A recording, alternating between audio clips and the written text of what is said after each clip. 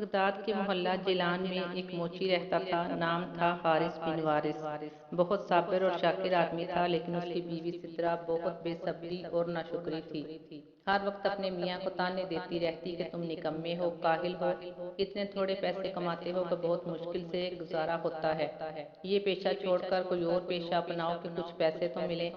ایک دن سدرا نے بہت چہ چہ کی تو حارث بولا، تم ہی بتاؤ میں کیا کروں؟ ایسا کرو نجومی بن جاؤ۔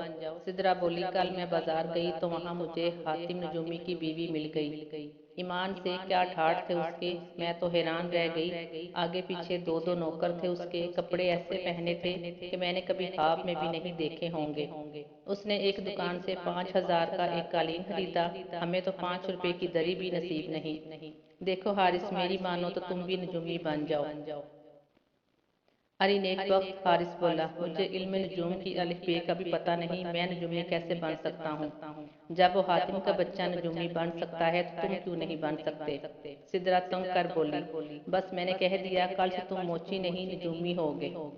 حارث نے بیوی کو سمجھانے کی بہت کوشش کی، لیکن وہ بھی اپنے ضد کی پکی تھی، کسی طرح نہ مانی۔ آخر میاں کو بیوی کے سامنے ہتھیار ڈالنے پڑے۔ دوسرے دن صبح حارث نے چوگا پہنا، کمر میں پٹکا باندھا، سر پر امامہ رکھا اور بازار جا کر ایک بند دکان کے تھڑے پر بیٹھ گیا۔ آئیے صاحبان، آئیے، غیب کا حال معلوم کیجیے، میں آپ کے ستاروں کی چال بدل کر آپ کی ہر مشکل آسان کر سکتا ہوں۔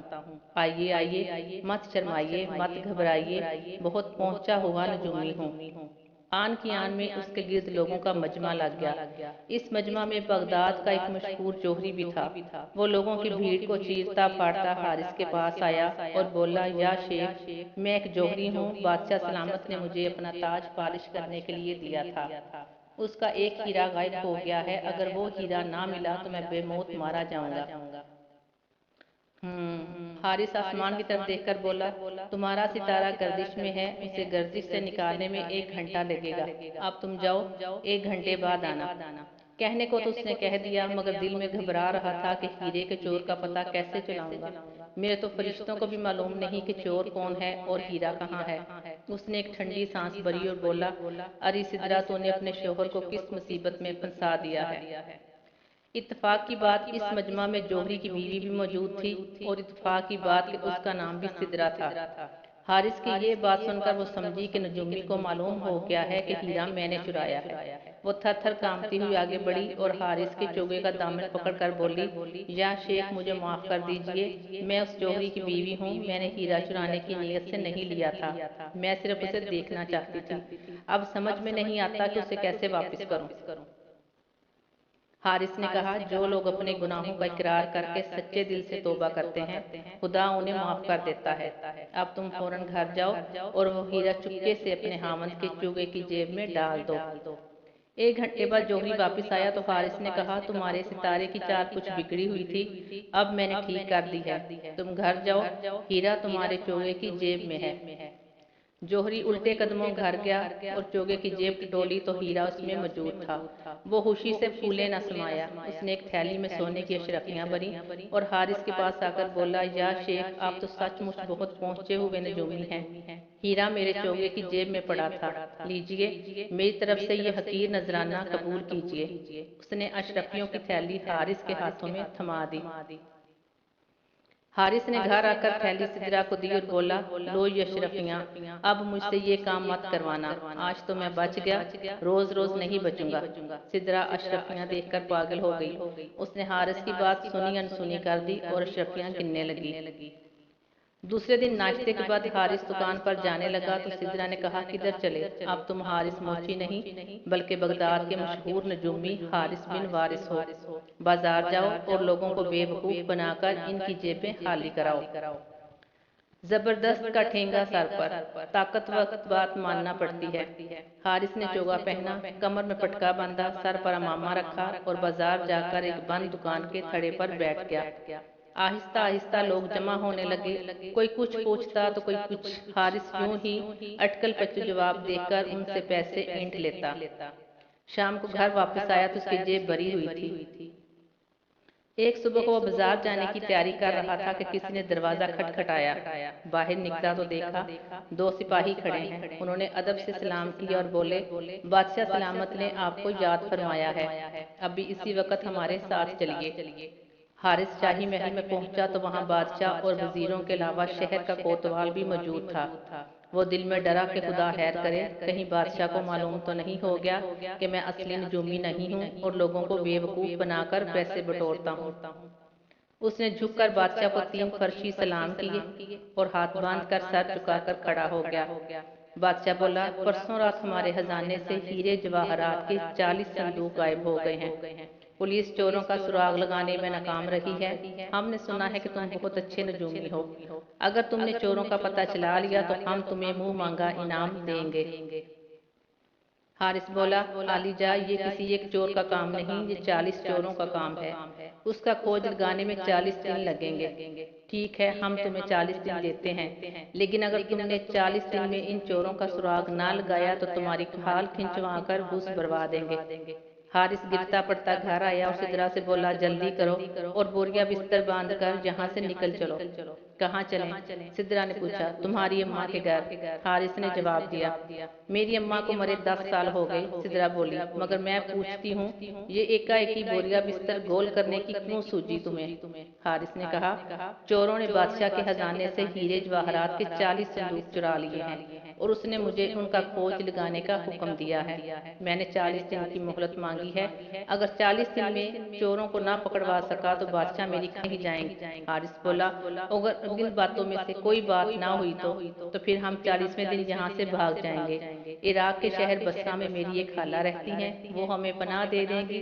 سدرا نے کہا، لیکن ہمیں یہ کیسے پتا چلے گا کہ کتنے دن گزر گئے ہیں؟ حارث نے کہا، نہ مجھے لکھنا آتا ہے نہ تمہیں۔ سدرا سوچ میں پڑ گئی، پھر بولی، روز شام کو مرتبان میں ایک کنکری ڈال دیا کروں گی، اس طرح معلوم ہوتا رہے گا کہ اتنے دن گزر گئے ہیں۔ جن چوروں نے شاہی خزانے میں چوری کی تھی ان کا ایک ساتھی شاہی محل کی جاسوسی کرتا تھا۔ اس نے اپنے سردار کو بتایا کہ بادشاہ نے بغداد کے ایک نجومی کو ہمارا کھوج لگانے پر مقرر کیا ہے۔ یہ شخص نجوم کا بہت بڑا عالم ہے، اس نے بادشاہ کو ہماری صحیح تعداد بتا دی ہے اور وعدہ کیا ہے کہ 40 دن کے اندر وہ ہمیں پکڑوا دے گا۔ سردار بولا، ارے بے وقوف، چوروں کی تعداد تو ایک بچہ بھی بتا سکتا ہے، ظاہر ہے 40 صندوق تو 40 آدمی ہی اٹھائیں گے۔ بس اس نے بتا دیا کہ یہ 40 چوروں کا کام ہے، لیکن یہ نجومی بہت چالاک معلوم ہوتا ہے، ہمیں اس کی نگرانی کرنی چاہیے۔ تم آج شام اس کے گھر جانا اور معلوم کرنا کہ وہ کیا کرنا چاہتا ہے۔ اسی شام وہ چور حارث سے گھر پہنچا تو اسے کھڑکی میں سے باتوں کی آواز آئی۔ وہ کان لگا کر سننے لگا۔ اسی وقت سدرا نے مرتبان میں ایک کنکری ڈالی اور حارث زور سے بولا، 40 جو ہی میں نے اس کی کھڑکی میں کان لگائے، اس نے کہا، 40 میں سے ایک کیا؟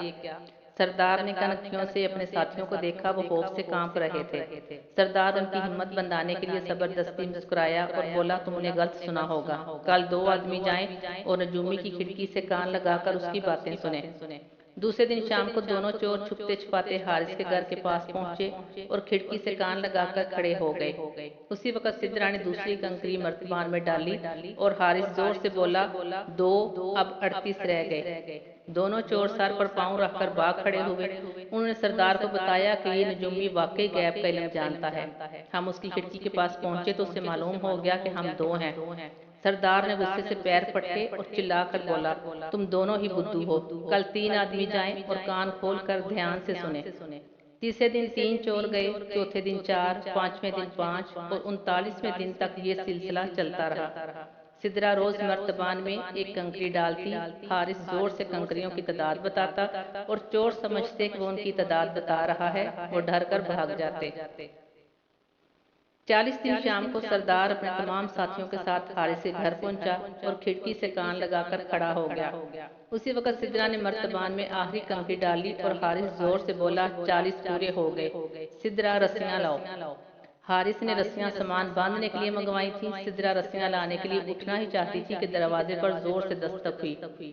हारिस ने दरवाजा खोला तो इतने सारे लोगों को देखकर डर गया। वो समझा कि बादशाह ने उसे पकड़ने के लिए फौज भेजी है। वो कुछ कहना चाहता था कि चोरों का सरदार उसके कदमों में गिर पड़ा और गिड़गिड़ा कर बोला, शाही खजाने में चोरी हमने की थी, बादशाह को ना बताएं, वो हमारा जन बच्चा कोर्ट में पिलवा देगा, हम आपका घर सोने चांदी से भर देंगे। हारिस गुस्से में बोला, बेईमानो, तुम्हारा ख्याल था कि तुम्हारे इस जुर्म का किसी को पता न चलेगा। अरे हमसे तो दुनिया को कोई भेद छुपा हुआ नहीं। अब तुम्हारी हैरियत इसी में है कि चोरी का सारा माल बादशाह को वापस कर दो। सरदार ने कहा, लेकिन हजूर, हम बादशाह के पास जाएंगे तो वो हमें कैद खाने में डाल देगा, बल्कि हो सकता है वो हमारे सर कलम करवा दे। हारिस बोला, तो तुम ऐसा करो, सूरज निकलने से पहले पहले तमाम संदूक बादशाह के महल की मशरकी दीवार के पास दफन कर दो और वादा करो कि आइंदा कभी चोरी नहीं करोगे। मैं बादशाह को तुम्हारे बारे में कुछ नहीं बताऊंगा। हजूर ने जैसा कहा वैसा ही होगा, सरदार ने कहा और अपने साथियों को लेकर चला गया। दूसरे दिन सुबह बादशाह के सिपाही हारिस के घर आए और उसे घोड़े पर बिठाकर शाही महल ले गए। बादशाह ने पूछा, हमें उम्मीद है तुमने चोरों का खोज लगा लिया होगा और हमारा खजाना मिल गया होगा। आपका ख्याल दुरुस्त है आलीजा, हारिस बोला, लेकिन हजूर ये फरमाएं कि हजूर के नज़दीक दोनों चीज़ों में से कौन सी चीज़ ज़्यादा अहम है, खजाना या चोर? इनमें से सिर्फ एक चीज हजूर के हवाले कर सकता हूँ, दोनों चीजें देने से सितारों ने मना कर दिया है। हमें खजाना चाहिए, चोरों से फिर कभी निमट लेंगे, बादशाह ने कहा। तो फिर हजूर मेरे साथ तशरीफ लाएं, हारिस बोला। बादशाह, वजीर आजम और सिपाही हारिस के साथ चल पड़े। वो उन्हें शाही महल की मशरकी दीवार के पास ले गया और सिपाहियों से कहा कि जमीन खोदें। उन्होंने जमीन तो इसमें से 40 संदूक निकले। बादशाह खुश होकर बोला, हारिस, तुमने तो कमाल कर दिया, हम आज से तुम्हें शाही नजूमी मुकर्रर करते हैं। हाथ जोड़कर हारिस बोला, मेरे सितारों ने मुझसे कहा है कि अब तुम नजूमी का पेशा छोड़ दो और मोची बन जाओ, इसी में तुम्हारी भलाई है। बादशाह ने हारिस को गौर से देखा और बोला, वैसे तुम शक्ल से मोची लगते हो, कोई बात नहीं, हम तुम्हें शाही मोची मुकर्रर करते हैं। हम शाही जूते खानदान के तुमसे बनवाया करेंगे।